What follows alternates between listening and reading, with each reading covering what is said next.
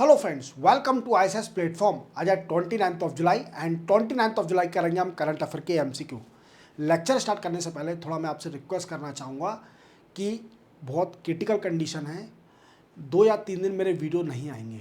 Critical condition ये है कि मेरे एक चाइल्डहुड फ्रेंड, उसकी वाइफ और उसकी मदर की डेथ हो गई है एक रोड एक्सीडेंट में। इवन मैं आप सभी से रिक्वेस्ट करना चाहूँगा कि आप सभी प्रे करें, इवन प्रार्थना करें। हम सब मिलकर प्रार्थना करते हैं कि उसकी आत्मा को शांति मिले, इवन उसकी पूरी फैमिली को हिम्मत मिले। जो उसके फादर हैं, उसका छोटा भाई है, उसको हिम्मत मिले कि वो इस पीड़ा से बाहर निकल सकें।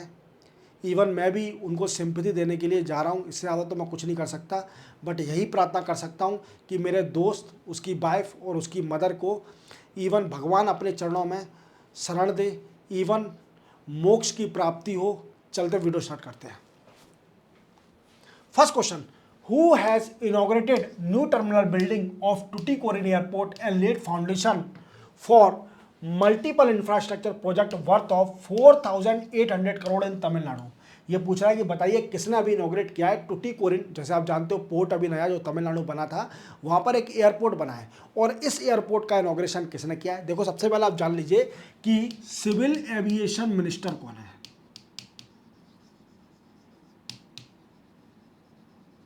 Civil aviation minister Ram Mohan Naidu.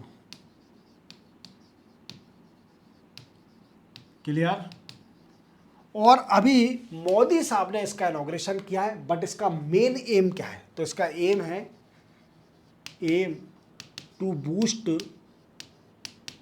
Economic growth, connectivity, trade of state and country. देखो, आज वीडियो थोड़ा इफेक्टिव नहीं हो सकता क्योंकि मैं उदास हूँ, क्योंकि मेरा बचपन का दोस्त था वो। इवन मैं जब कॉलेज में था तो इवन मेरे साथ ही हर चीज़ में, एक्टिविटी में, जो भी मेरी एक्टिविटी थी, हर चीज़ में इन्वॉल्व होता था। इवन मुझे इतना प्यार करता था कि वो इवन कहीं जाता नहीं जाता मेरे से बिना पूछे। अगर उसे कहीं जाना है तो वो पहले मुझे फ़ोन लगाता था कि तुम चल रहे हो क्या रमन। इवन मुझे बड़ा दुख है, अभी लेटेस्ट ही उसकी माँ से बात हुई थी मेरी, अभी लेटेस्ट ही 10-15 दिन पहले। इवन डेली हम दोनों रील शेयर करते हैं इंस्टाग्राम पे। अब क्या कर सकते हैं, भगवान है। क्लियर। देन पीएम मोदी साहब ने ये इनॉग्रेट किया है। Who has been nominated member to RBI central board. RBI central board के अभी नए नॉमिनेट हो गए हैं मेंबर, और उनका नाम है अनुराधा ठाकुर। क्या है? अनुराधा ठाकुर। और आरबीआई सेंट्रल बोर्ड क्या करता है? इसका मेन काम है price stability,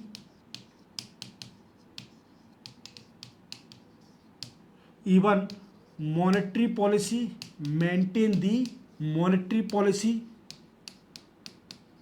and bank regulation. क्या है? Bank regulation. Very very important question. Which team of Europe won women Euro 2025 cup. देखो, यूरो कप क्या होता है? यूरो कप एक फुटबॉल कप है, और जो कि यूरोप की कंट्रियां टीम है वो इसमें कंपटीशन वीकेंड से पार्टिसिपेट करती है, और एक कप है। इवन इस बार इंग्लैंड ने जीता है। किसने? इंग्लैंड फुटबॉल, वुमेन फुटबॉल वाला कप। क्लियर। और फाइनल में स्पेन को हराया है।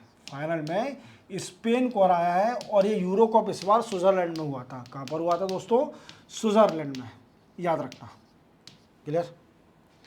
Then after how many MP has been honoured with Sansad Ratna award for excellent contribution in 18th Lok Sabha. ये पूछ रहा है कि बताइए कितने एमपी को 18th लोकसभा में एक्सीलेंट कंट्रीब्यूशन करने के लिए संसद रत्न अवार्ड मिला है। तो ये 17 एमपी को मिला है। 17 एमपी को, वीकेंड 17 एमपी को मिला है। और इन्होंने किया क्या है? तो स्पेशल कंट्रीब्यूशन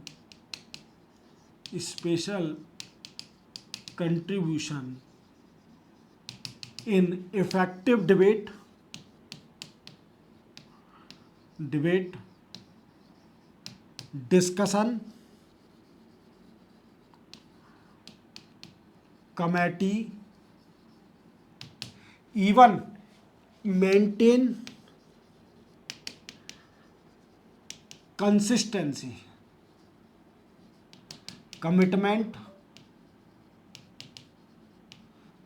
इसी को देखते हुए ये अवार्ड दिया जाता है। जो भी एमपी अच्छा काम करता है, भेड़ बकरी की तरह काम नहीं कर रहा है पार्लियामेंट के अंदर, जो बिना वजह डिस्ट्रक्टिव क्रिटिज्म करते हैं, कंस्ट्रक्टिव क्रिटिज्म जो करते हैं, इवन रेगुलेटरी रखते हैं, इवन डिस्कशन, प्रॉपर डिस्कशन करते हैं, जो कि वेलफेयर फॉर द पीपल होता है, क्लियर, तो उनको ये अवार्ड दिया जाता है संसद रत्न अवार्ड, और 17 एमपी को इस बार दिया गया है। Which day is observe the world hepatitis day 2025 में पूछा है कि वर्ल्ड हेपेटाइटिस डे किस दिन ऑब्जर्व किया है, तो ये ऑब्जर्व किया था 28 जुलाई को। और हेपेटाइटिस क्या है, ये डिसीज है related to liver, disease related to liver, clear, liver से रिलेटेड। और इसकी थीम भी याद रखना, थीम थी 2025 की hepatitis let's break it down. क्या है, let's hepatitis let's break it down. चलते अपन आगे।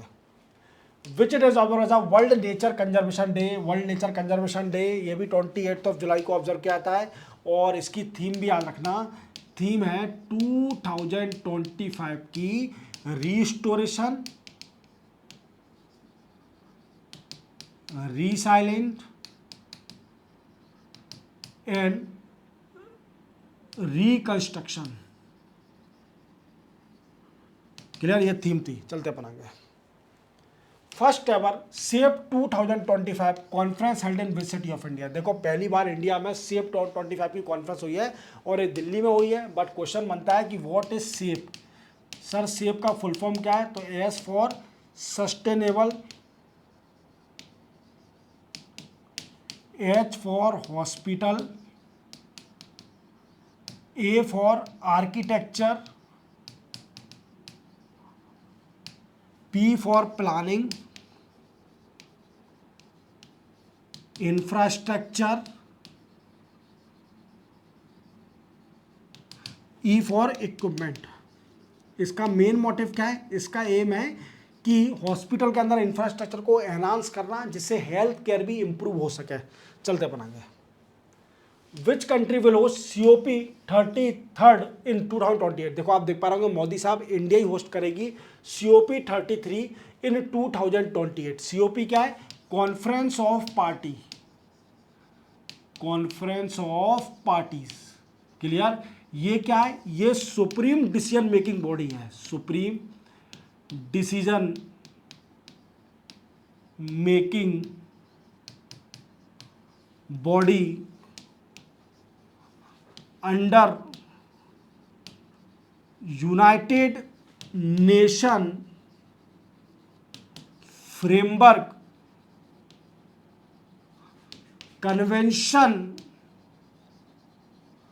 On climate change. देखो क्लाइमेट चेंज से जो भी इशू होते हैं वर्ल्ड लीडर इसमें पार्टिसिपेट करते हैं, इवन डिस्कस करते हैं क्लाइमेट चेंज की प्रॉब्लम को कैसे रिजॉल्व किया जाए, क्लियर। चलते बना के। Which airport of world won Prix Versailles award 2025। ये पूछ रहा है कि बताइए प्रिक्स वर्सिलीज अवार्ड 2025 किसने जीता है, कौन से एयरपोर्ट ने, तो यंगताई पेंगलाई इंटरनेशनल एयरपोर्ट। ये कहाँ पर है, ये चाइना में है। और क्यों दिया जाता है अवार्ड, ये दिया जाता है world most beautiful award, world most beautiful award, world most beautiful airport, award नहीं एयरपोर्ट, क्लियर। तो वर्ल्ड का सबसे सुंदर एयरपोर्ट है यंगताई पेंगलाई इंटरनेशनल एयरपोर्ट जो कि चाइना में है। इवन चिंगाई इंटरनेशनल एयरपोर्ट जो कि सिंगापुर में है, इसको भी बीट कर दिया है। हालांकि ये पहले सबसे सुंदर एयरपोर्ट था Changi international airport. Which country has launch Nahid 2 telecommunication satellite. ये पूछ रहा है कि नहीद 2 टेलीकम्युनिकेशन सैटेलाइट किस कंट्री ने लॉन्च करी है, क्लियर, ये ईरान ने लॉन्च करी है। और रॉकेट कौन सा यूज करा है, रशिया का रॉकेट से लॉन्च करी है। रशिया का रॉकेट है सुओज रॉकेट, क्लियर, रशिया का रॉकेट है, याद रखना। Which international organization has launch global initiative global space 2023। ये पूछा है कि बताइए ग्लोबल स्पेस 2030 सॉरी किस इंटरनेशनल ऑर्गेनाइजेशन ने लॉन्च किया है, क्लियर। ये WHO world health organization launch किया है। इसका मेन मोटिव क्या है, to ensure affordable eye care by all by 2030। 2030 तक आई केयर में जो भी अफोर्डेबल हो, इवन एक्सेस कर सके, जो भी आई केयर है, आँख की दवाई है, क्लियर, जो भी आँख से रिलेटेड डिसीज है वो उसकी डायग्नोसिस हो सके। Which state of India recently setup state sanitary commission. ये पूछा है कि बताइए स्टेट सैनिटेशन कमीशन किसने सेटअप किया है। तो अभी जैसे आप जानते हो कि बिहार में अभी इलेक्शन होने वाले हैं और इलेक्शन बिहार बड़ी रेवड़ी बांट रही है और ये बिहार ने लॉन्च किया है, किसने, बिहार स्टेट ने, state sanitation commission. State sanitation commission का मेन मोटिव क्या है, जैसे आप जानते हो कई सारे वर्कर हैं सैनिटेशन वर्कर जो कि सफाई कर्मी हैं, उनके लिए वीकेंड से वेलफेयर देने के लिए, उनको वीकेंड से एम्पावर्ड करने के लिए ये कमीशन सेटअप करा गया है। बिहार का अच्छा इनिशिएटिव है, क्लियर, चलते बनाएंगे। तो इसी के साथ ये भी लेक्चर कंप्लीट हो गया। अब मैं 2 दिन या 3 दिन नहीं मिलूंगा, कोशिश करूंगा जल्दी आ जाऊं, 1 दिन बाद ही या 2 दिन बाद ही आ जाऊं, जैसी सिचुएशन बनती है वैसे अपन लेक्चर रिज्यूम करेंगे। मिलते हैं हम नेक्स्ट लेक्चर में, तब तक के लिए जय हिंद। और रिमेनिंग जो लेक्चर आपके छूटेंगे वो मैं कंटिन्यूसली फ्यूचर में जो भी लेक्चर आएगा उसमें सारे करा दूंगा, क्लियर, चलते हैं।